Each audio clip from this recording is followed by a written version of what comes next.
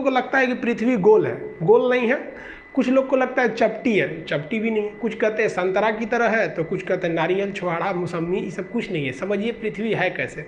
पृथ्वी के बारे में अगर आप समझते हैं तो पहले आप दिमाग लगाइए कि पृथ्वी गोल कैसे हो सकती है। इसी पृथ्वी पे बड़ा बड़ा महासागर है, समुंदर है, धंसा हुआ अंदर है, वो कैसे गोल हो जाएगी। और इसी पृथ्वी के ऊपर बड़े बड़े विशाल पर्वत है, तो गोल कैसे हो सकता है। आपको मेरा चेहरा गोल लगता है, इसमें अगर आप देखेंगे नाक उठा हुआ है, आंख कम धंसा है, मुंह एकदम अंदर तक धंस गया हुआ है, माथा बराबर है, गाल तनी पचका ढचका है, अलग टाइप का है कि नहीं, इधर दाढ़ी है, सवाना घास का मैदान। इसको कैसे आप गोल कह सकते हैं। इसको कभी गोल है।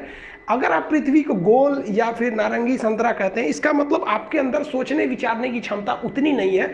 समझिए आखिर पृथ्वी है कैसे। इसको समझने के लिए आपको 20 करोड़ साल पहले जाना पड़ेगा। 20 करोड़ साल पहले पृथ्वी जो थी वो इस शेप में थी। बीच में एक बहुत बड़ा सुपर कॉन्टिनेंट, विशाल महाद्वीप था जिसका नाम था पेंजिया। हम सब लोग उसी सुपर कॉन्टिनेंट के हिस्सा थे। एक ही महाद्वीप था, आज की तरह 7 महाद्वीप नहीं थे, और चारों ओर इसमें समुद्र था जिसका नाम था पेंथालासा। सुपर ओशियन का नाम पेंथालासा, सुपर कॉन्टिनेंट का नाम पेंजिया। एक ही महासागर, एक ही महाद्वीप थे। इन्हीं से टूट के कई महासागर बने और कई सारे महाद्वीप बने। वेगनर महोदय ने ही बताया था प्लेटो के मतलब महाद्वीपीय विस्थापन का सिद्धांत, कैसे कैसे ये जो पेंजिया महाद्वीप था ये टूट गया। यहाँ पर धीरे धीरे ये पेंजिया महाद्वीप ऐसे टूटना चालू हुआ, और जब पेंजिया टूटा ना तो इसके ऊपर का एक जो खंड था वो कहलाया लारेशिया, और नीचे वाला कहलाया गोंडवाना लैंड। और इन दोनों के बीच एक नए सागर का जन्म हो गया जिसे हम कहते थे तेथिस सागर। ये तेथिस सागर के जगह पे हिमालय खड़ा हो गया। जहाँ उस समय का सबसे गहरा सागर होता था तेथिस सागर, आज वहाँ हिमालय खड़ा हो गया।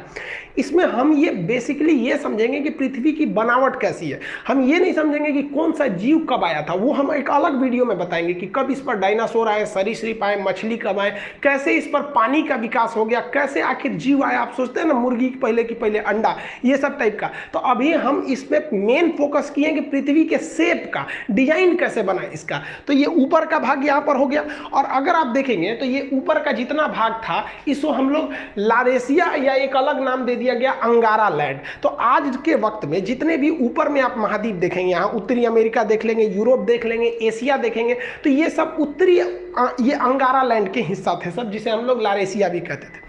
और नीचे वाले जितने द्वीप हैं सब ये यहाँ पे आप देख रहे हैं, अफ्रीका, अंटार्कटिका, ऑस्ट्रेलिया। और उस वक्त तक भारत भी यही था। ये हिंदुस्तान दिख रहा है आपको, ये वाला है हिंदुस्तान। यहाँ पर भारत यहाँ से उठ के गया था, यहाँ पर ये तो इंडोनेशिया दिख रहा है, यहाँ से इस तरह से यहाँ से भारत गया था।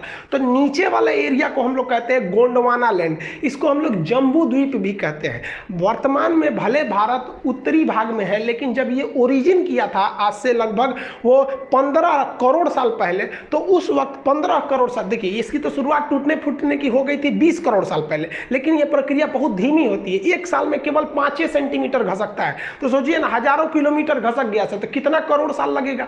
तो ये धीरे धीरे भारत आया था। तो भारत शुरुआत में गोंडवाना लैंड या जम्बू द्वीप का हिस्सा था। कई करोड़ साल बाद धीरे धीरे महाद्वीपों अपने अस्तित्व में आना चालू हो गए सब। अगर आप ध्यान से देखेंगे तो यहाँ पर दक्षिणी अमेरिका बनने लगा है, ये उत्तरी अमेरिका लगभग बन गया, ये यूरोप और एशिया एक ही में थे। और यहाँ अफ्रीका में सटा हुआ था, यहाँ पर मेडागास्कर टूट गया, और इससे टूट गया यहाँ से हिंदुस्तान। ये इंडिया जो है, ये इंडिया अब इधर की ओर जाने लगा। जबकि ऊपर में जो चाइना है, रूस वाला भाग है, उसके नीचे अगर देखेंगे तो तेथिस सागर है ये, और ये भारत है। इन दोनों के बीच में आज भले हिमालय है, लेकिन एक समय था जब तेथिस सागर था, और उसके बाद यहाँ से भारत जाना चालू किया। आज से लगभग 7 करोड़ साल, 10 करोड़ साल, ऐसे धीरे धीरे कई करोड़ साल लगा। और उसको जाते जाते यहाँ से धीरे धीरे यहाँ से यहाँ घसका, फिर यहाँ घसका, तेथिस सागर खत्म करके यहाँ घसक गया यहाँ पर, और जाके अभी ये भारत यहाँ पर दिख रहा है। तो ये कभी जम्बू द्वीप और अफ्रीका के पास वहाँ का एरिया का हिस्सा था। और ये जब घसका ना तो आगे वहाँ पर बैठा था पहले से यूरेशिया का प्लेट, जो चाइना तिब्बत का एरिया था, वहाँ पर ये जाके उससे टकरा गया। और टकराने के बाद भी रुका नहीं, उसे ढकेल ढकेल के ऊपर उठाने लगा। ढकेल ढकेल के जब ऊपर उठाया तो ये एरिया उठ गया, और ये विशाल एरिया हाइट पर ऐसे उठ गया। यहाँ पर इसके ऊपर चाइना और तिब्बत का ये एरिया हो गया। ये धीरे धीरे ऊपर जाकर उठ गया। आप अगर यहाँ देखेंगे तो ये इंडियन प्लेट है, ये ढकेल दिया है और खुद नीचे घुस गया है। और ये ढकेलने से यहाँ पे आप देखेंगे तो कई सारे पहाड़ियों का निर्माण हो जाता है। तो इससे इंडियन प्लेट जब उसको ढकेला तो वहाँ एक विशाल पर्वत का निर्माण हो गया।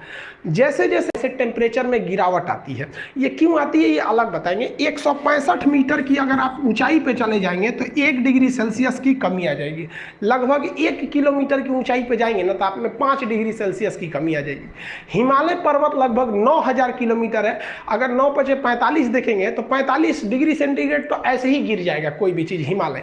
इसलिए वहाँ पर पहाड़ के ऊपर पूरा टेम्परेचर गिरने से बर्फ का अंबार लग गया, पहाड़ों पर पूरा बर्फ लग गया। यहाँ धीरे धीरे इंसान बसना चालू हुआ। करोड़ों वर्ष पहले वो भाषा का आविष्कार किया तो उसने इस पहाड़ का नाम रख दिया बर्फ का घर। जिस तरह से पुस्तक का घर क्या होता है, घर को हिंदी में क्या कहते हैं, आलय, घर को आलय कहा जाता है। अब पुस्तक का घर है तो पुस्तकालय, भोजन का घर है तो भोजनालय।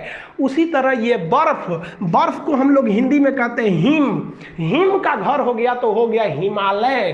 तो यहाँ हिमालय का निर्माण हो गया, हिमालय पर्वत का निर्माण यहाँ से हो गया। यहाँ पर ये हो गया पर्वत, हिमालय उस और तिब्बत हो गया। तो ये तो उबड़ खाबड़ आकृति आप देख रहे हैं। अब पृथ्वी सच में कैसे दिखती है वो अगर देखना है तो देखिए ये है आपकी पृथ्वी, ये ओरिजिनल पृथ्वी है।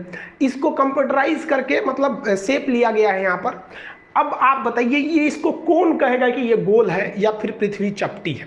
पहले के ज़माने में लोग कहते थे पृथ्वी चपटी है, इसलिए वो दूर तक का सफ़र नहीं करते थे कि कहीं हचाक से गिर जाएंगे तब क्या होगा।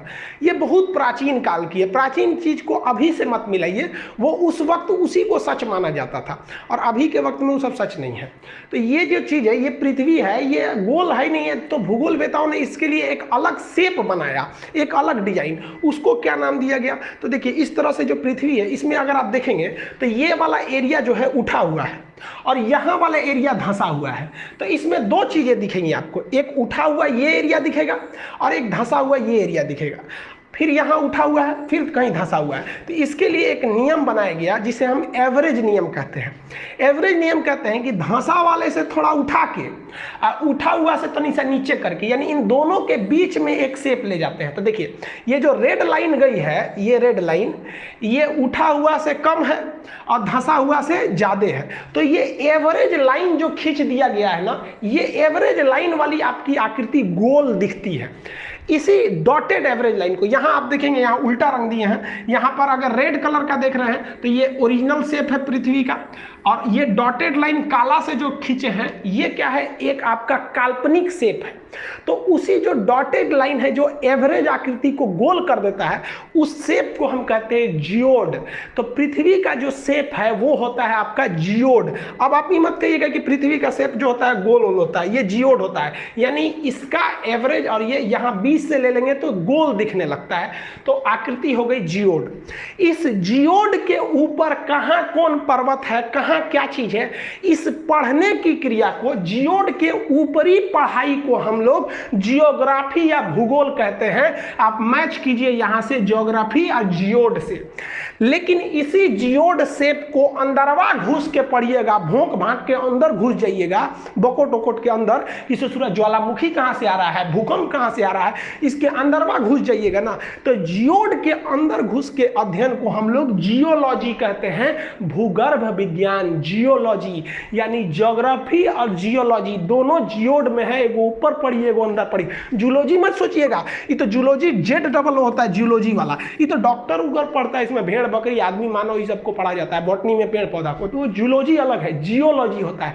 तो पृथ्वी जियोड शेप का है। इस जियोड में आपको भूगर्भ विज्ञान में जूलॉजी पढ़ना होगा, ज्योग्राफी ऊपर ऊपर वाले में। अब ज्योग्राफी में भी कई चीज आ गए, क्लाइमेट के बारे में पढ़ना है, क्लाइमेटोलॉजी, टोपोग्राफी, कई शेप आ जाते हैं, ओशनोग्राफी, इस सब में कई चीजें आ जाती हैं जो आगे दर पर्दा आपको पढ़ते रहना है। तो अब आप समझ गए होंगे कि ये हमारी पृथ्वी है और हम लोग को जो पढ़ाया गया है वो इस तरह से। अब ये 23.5 डिग्री झुकी है, इसका उत्तरी दक्षिणी ध्रुव क्या होता है, इसको समझने के लिए सबसे जरूरी ये चीज होता है आपको पृथ्वी के अंदर का ग्रिड समझना। ये ग्रिड बने होते हैं दो चीज से, अक्षांश देशांतर यानी लेटीट्यूड और लॉन्गिट्यूड। अगर आपको किसी जगह का लेटीट्यूड बता दिया जाएगा तो आप बता देंगे कोई भी लैटिट्यूड अगर आप दे दिया जाएगा, बता दीजिएगा कि वहाँ कितनी वर्षा होगी, कितना धूप आएगा, गर्मी का दिन कब आएगा, ठंडी का दिन कब आएगा, और लॉन्गिट्यूड दे दिया जाएगा अगर उसका किसी चीज़ का, तो आप वहाँ टाइमिंग बता देंगे कि क्या समय बन रहा है, क्या चीज़ है, वहाँ का क्लाइमेट A to Z में। तो ज्योग्राफी में किसी चीज़ को समझने के लिए इस सब चीज़ों का होना काफ़ी ज़्यादा ज़रूरी है, ये हम आपको बता देंगे। आई होप आप इसको तो समझ गए होंगे कि पृथ्वी गोल है या चपटी है, पृथ्वी जियोड है साइंस के हिसाब से। बाकी आप किसी पुरानी परंपरा को मानते हैं तो आप मानते रहिए, लेकिन ज्योग्राफी यही करता है कि भाई सब पृथ्वी जियोड है, जियोड से बना है ज्योग्राफी। अब एक सूचना आप ध्यान से समझिए, ये चीज़ें आप समझ गए ना। आज रात में मेरे मोबाइल पे एक मेल आया था, और वो मेल बेसिकली इसीलिए आया था कि मेरे चैनल को हैक किया जा सके, और कई चैनल हैक भी हुए हैं। आप अगर इधर देखिएगा तो कई टीचरों के भी चैनल हैक हो गए। कई लड़के हमें भी फ़ोन कर रहे हैं, सर यहाँ पे आप लोग भी उन टीचर के लिए, भाई जितने स्टूडेंट हैं आप लोग ट्विटर वगैरह पे उनके लिए करिए, क्योंकि कोई भी टीचर आपको यूट्यूब पर पढ़ा रहा है तो फ्री ऑफ कॉस्ट ही आपकी सेवा के लिए कर रहा है। लेकिन बहुत हैक होने का एक बड़ा टेंशन हो जाता है। वो तो हम अच्छा हुआ उस ईमेल का कोई रिप्लाई नहीं किए, उसकी भाषा से ही हम पकड़ लिए, एक दो शब्द थोड़े अलग टाइप के थे, वो किस भाषा, ना इंग्लिश था ना हिंदी था, और अजीब टाइप की भाषा थी, तो हमें लगा कि ये गड़बड़ है। लेकिन देखिए कभी ना कभी कुछ भी हो सकता है। हैक होने के बाद जिनका चैनल हैक हो गया है उनमें 90% संभावना है कि एक हफ्ते के अंदर आ जाता है, लेकिन इसकी कोई गारंटी थोड़ी आ जाता है, और एक हफ्ते तक आपको कोई सूचना भी नहीं दी जा सकती है। इसलिए एक दूसरा चैनल हम केवल बैकअप के लिए बनाए हैं, जिसका नाम है खान सर लाइव। इस चैनल का लिंक हम इसके डिस्क्रिप्शन में दे देंगे, आप उस चैनल को देख लीजिएगा। उस पर हम एक वीडियो डाल दिए हैं कि अभी चाइना से क्या इशू चल रहा है, चाइना के जहाज को किसने मार के गिरा दिया, और हमारा एक बहुत ही बढ़िया प्लान जिसको चाइना ने ध्वस्त कर दिया, लाओस को लेकर हमारा एक लुक ईस्ट पॉलिसी को तो चौपट कर दिया। आखिर ये क्या चीज़ है, आप उस चैनल पे देख लीजिए। उस चैनल को आप एज ए बैकअप या इमरजेंसी के लिए सब्सक्राइब करके रख लीजिएगा, उस पर भी इधर वीडियो देते रहेंगे, क्योंकि बड़ा जल्दी जल्दी हैक हो रहा है। और हम स्टूडेंट्स के लिए जो प्रोटेस्ट किए थे 5 दिन में, गवर्नमेंट जो थी वो 2017 से जो सोई थी उसको होश आ गया कि भाई लड़कों का एग्जाम भी लेना है। धड़ाधड़ एग्जाम का डेट आने लगा, SSC, रेलवे, हाँ सब स्टूडेंट्स को कहते हैं कि दुनिया भाड़ में जाए, लेकिन आप अपने अधिकार के लिए डटे रहिएगा। और जितने हमको तो लगता है कि भाई साहब जो हैकिंग हो रही है ये टीचर्स की क्यों हो रही है पता ही नहीं चल रहा है। हालांकि मोदी जी का भी चैनल हैक हो गया, हैकर्स को आप कुछ नहीं कर सकते, किसी को ब्लेम भी नहीं कर सकते। ये अमेरिका, जापान, रूस, उसके हैकर बड़ी खतरनाक होता है, वो सब इसी का पढ़ाई पड़ता है। तो आप लोग के लिए कह रहे हैं कि अगर बाय द वे हो गया तो आप उस चैनल पर हम आके आपको बताते रहेंगे जब तक कि ये वाला ना आए। भगवान ना करे कि आप लोग का ये चैनल हैक हो, किसी का ना हो हैक, क्योंकि बहुत मेहनत से आदमी आता है। आई होप आप इसको समझ गए होंगे। डिस्क्रिप्शन में उस चैनल का लिंक है, आप उसे देख लीजिएगा कि चाइना अभी क्या कर रहा है। मिलेंगे नेक्स्ट वीडियो में, तब तक के लिए जय हिंद।